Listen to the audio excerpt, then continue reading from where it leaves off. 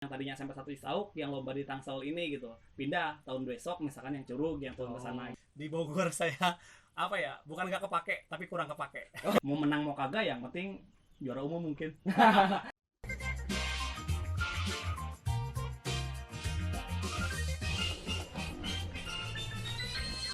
Assalamualaikum warahmatullahi wabarakatuh. Waalaikumsalam warahmatullahi wabarakatuh. Salam Pramuka. Salam. Oke, balik lagi di channel Manusia Tunas Kelapa dengan tema ngeduprak. Ngedupin dunia pramuka. Oke, hari ini kita bakal ngeduprak bareng Karohim.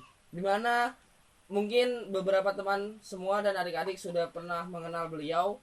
Beliau sedikit mengenalkan beliau. Beliau itu orang dari Kabupaten Bogor tapi yang sering berkeliaran di Kabupaten Tangerang. Beliau salah satu pembina dari dua sekolahan hebat, SMPN 1 Cisauk dan SMPN 3 Curug. Semoga hari ini kita bisa mendapatkan banyak ilmu dari beliau, banyak pengalaman-pengalaman beliau yang bisa kita nikmati, kita pelajari dan kita amalkan di kemudian hari. Oke, Kak Rohim, sehat Kak? Alhamdulillah. Aktivitasnya apa Kak? Apa ya, di rumah paling, terus sampingannya ya alhamdulillah ada bisnis kecil-kecilan buat ngisi luang waktu gitu. Kalau kecil-kecilan nggak nyampe nyetok banyak gitu kali? Ya alhamdulillah sih, dari kecil-kecilan sampai ngembang kemana-mana alhamdulillah. Jadi muter aja modalnya gitu di situ aja. Kak, Ngembang alhamdulillah. Ngisi waktu. apa sih Kak? Ini rumah kok adem banget ya? Ya satu mungkin masih pedesaan, asri dan dekat sawah ya. Nggak lama lagi mah itu udah borongan perumahan. Oh, iya bener. Jadi Saya pertama kesini kaget. Ternyata rumah Kak Rohim asri banget, adem. alhamdulillah. Ditambah ya cuaca Bogornya nggak ketahuan. Padahal ini kita lagi ini udah masuk Kabupaten Bogor kan? Udah perbatasan. Di mana sih ini Kak kita? Ini Parung Panjang, Desa Cibunar, Kecamatan Cibunar, Kampung Cibunar Masjid. Oh, iya. Kak, lu bisa ceritain nggak ke kita? Gimana sih awal mula lu ikut pramuka? Kalau awal mula sih gue dari SMP, itu dari semua eskul udah gue jajahi, dari PMR, Paskibra, futsal, terus taekwondo juga. Tapi akhirnya pas terakhir, pas mulai kelas 8 gue masuk ke eskul pramuka dan alhamdulillah malah betah sampai sekarang gitu. Lu SMP di mana Kak? SMP PGRI Parung Panjang. SMP PGRI Pasir Panjang. Iya. Di situ pramukanya juga aktif banget apa? Dulu alhamdulillah bagus, aktif, dan mudah-mudahan sering ngewakilin LTI juga waktu di Bogor ya alhamdulillah. Oh iya. Seingat gua nih, setahu gua juga kan kalau kayak gua suka ngabdi gitu Kak ke SMP teman-teman juga masih banyak yang sering kalau udah lulus di SMP itu kita masih ngabdi. Kok Kak Rohim nggak ngabdi di SMP PGRI? Kalau ngabdi sih alhamdulillah jarang-jarang mah suka nengok sana, tapi kan untuk sekarang alumni dan yang lebih senior dari saya juga banyak yang megang di sana. Jadi nyampe sekarang tuh masih aktif. Masih aktif tapi ya? nggak terlalu kayak dulu lah gitu. Karena emang pelatih intinya udah udah punya alih tugas di Seman 83 Legok. Kak, kalau saya boleh tahu, Kakak tuh ngebina di mana aja sih Kak? Kalau untuk sekarang ada 4 4? Ya. Apa aja tuh? SMP Negeri 1 Cisauk, SMP Negeri 3 Curug, SDN Curug Kulon 4, sama MTS Nurul Huda. 3 SMP, 1 SD. Iya. Kok nggak megang SMA atau penegak? Wah, SMA penegak waktunya. Waktunya ya? Satu waktu, kedua ilmunya lah belum mumpuni. Iya. Iya. Kak, saya pribadi masih bingung sama kelakuan Kakak. Kalau kata saya sih hitungannya aneh.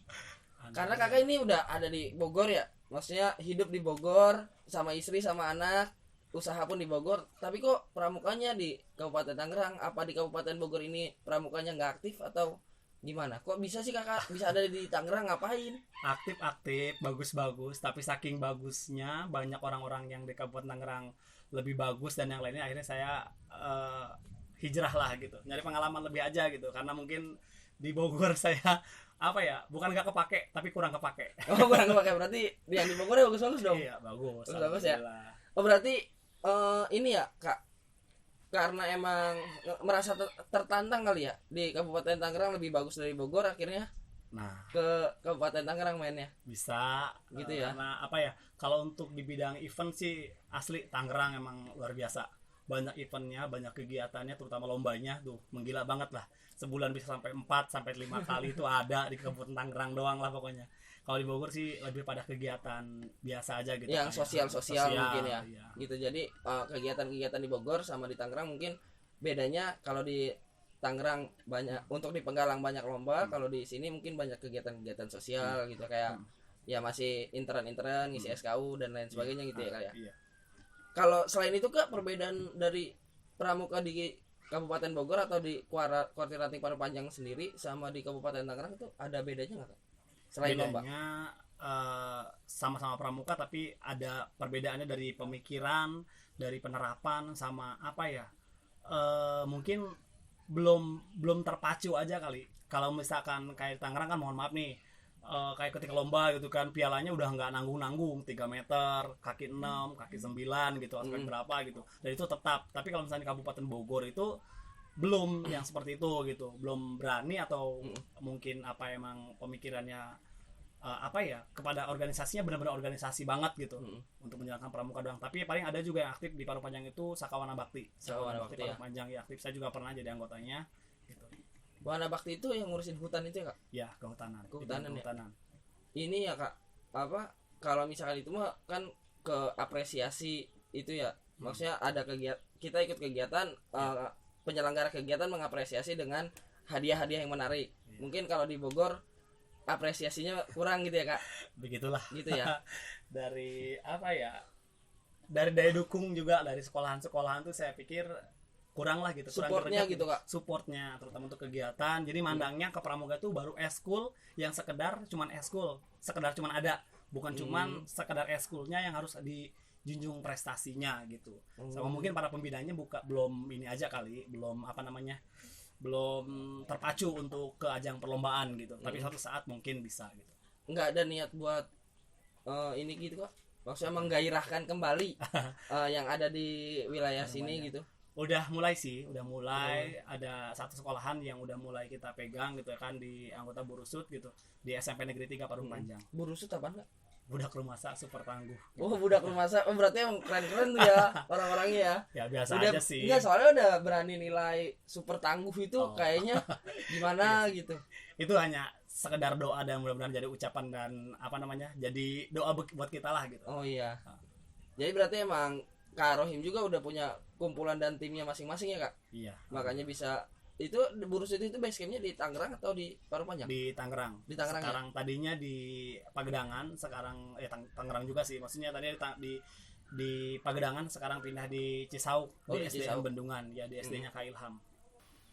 Kan lu ini ya Kak, megang 4 sekolah. Itu gimana sih Kak cara bagi waktunya? Apa harinya berbeda? Kan biasanya kalau di Kabupaten Tangerang hampir rata-rata itu udah hari Rabu ya Kak. Iya. Itu gimana lu ngebagi waktunya? Beda-beda sih kebetulan, dan alhamdulillahnya semua sekolahan yang gua pegang untuk jadwal waktu dan harinya itu nyerahin ke gua gitu. Oh gitu. Iya, nyerahin Wah, ke enak gua. banget itu mah. Iya, makanya sebelum gua ngelatih mau di sekolah dimanapun itu ada tawaran, ya otomatis sekolahannya yang harus ngikutin gua gitu, bukan gua yang ngikutin sekolahan. Tapi itu semuanya bisa berprestasi Kak? Alhamdulillah, sedikit-sedikit lah gitu. Ngedukung juga semuanya? Alhamdulillah.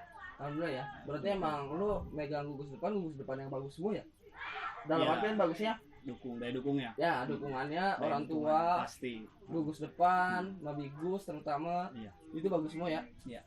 Karena kalau tanpa dukungan itu asli, sehebat apapun pelatihnya, sehebat apapun anak didiknya, mau sampai kapanpun tuh pasti mentok, nggak jadi, nggak diizinin, dan anak tetap jatuh down dan terpuruk terus gitu ya. Pelatih juga pasti down gitu.